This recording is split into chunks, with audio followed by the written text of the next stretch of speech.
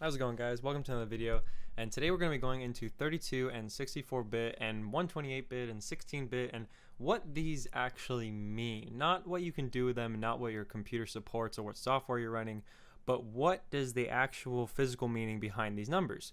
So in a computer, it's all based off binary because a computer uses ones and zeros. So basically, in simple terms, what a 32-bit or 64-bit computer is saying is that it's able to process an integer that is up to 2 raised to that number's power. So a 32-bit system can use numbers up to 2 raised to the 32 power, which will end up being around, oh, this is a big number, but 4,294,967,296. So that is the integer value, and that would be the unsigned. So there's a difference between signed and unsigned integers in programming. If it's signed, that means it can be positive or negative. If it's unsigned, it can't. It's only going to be in one direction, positive. So most of the time, these integers will be signed. So that'll be half the value, because you have to go, if you have like 4 billion, you have to go 2 billion positive, 2 billion negative, because those are different values. So like ideally, the actual max value a 32-bit system can use is 2,147,483,647. And that's the highest value that the computer will be able to store and process and use.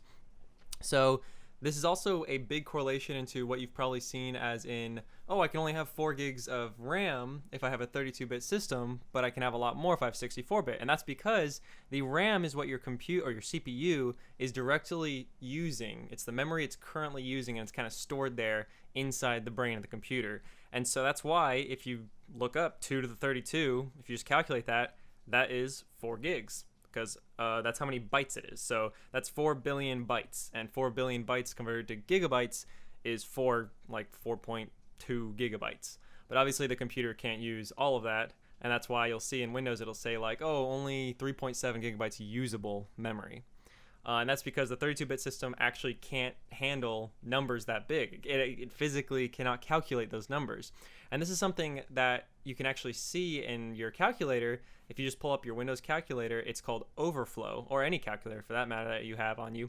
If you end up just going into your calculator and just do 2 raised to or cube it, and then just keep cubing it, and eventually you'll get an error that says overflow error.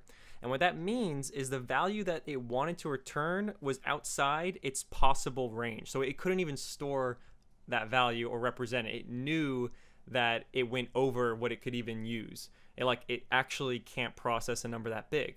And this is why computing is actually better for 64-bit systems, because this allows your CPU to compute larger numbers. It can do bigger calculations. And in the end, everything you do on your computer is just a calculation. It's a mathematical calculation of what you're doing. Even a pixel on your screen that changes the color has a value set to that color, and it changes it to that value on the computer. That's all your computer knows, is numbers and values. It doesn't know what any images are. All it knows is pixels. Those pixels have colors, and that has a number associated with it. So everything breaks down to numbers, so everything breaks down to calculations. So obviously, the more calculations you can do, the faster your computer will be, and the more you can do with it. Which brings me to my next point of, now we're at 64-bit. Why we cross that line? Obviously, with only 4 gigs of RAM, you can only do so many calculations. We actually maxed out basically our capabilities there, so they had to redesign CPUs and softwares to work on a 64-bit system, which is what we're at now and what we'll probably be at for the rest of your life when you're currently watching this video, because 64-bit systems can calculate numbers 2 raised to the 64, which that I don't even know what kind of number this is, but I'm going to put on the screen. It is 1-844-6744-073709551616 bytes. That actually comes out to a theoretical maximum of 18 exabytes of RAM your computer could possibly use. Now, if you don't know what an exabyte is, I'd recommend checking out my data video I did on data types and what to know about them. And then you can come back here after that. But an exabyte is basically a giant amount of data. So you have gigabyte, petabyte, exabyte, and each of them are 1,000 increments. So a gigabyte is 1,000 megabytes, a terabyte is 1,000 gigabytes, and petabyte is 1,000 terabytes, and an exabyte is 1,000 petabytes.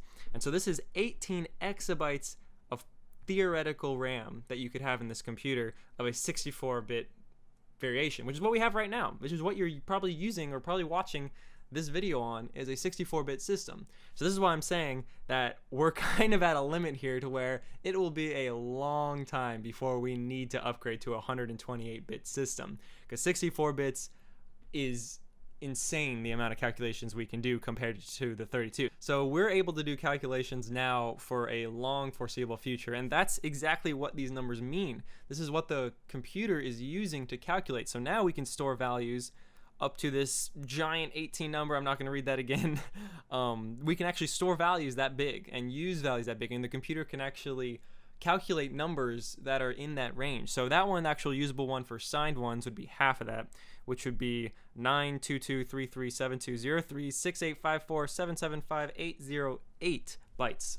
So if you want to do negative and positive values, which obviously for big calculations and whatever field you're in, you're going to want to be not using just positive values. You're going to be having negative and positive values for any basic calculation you do. So that would be the actual used values there, because you have to go negative and positive on those.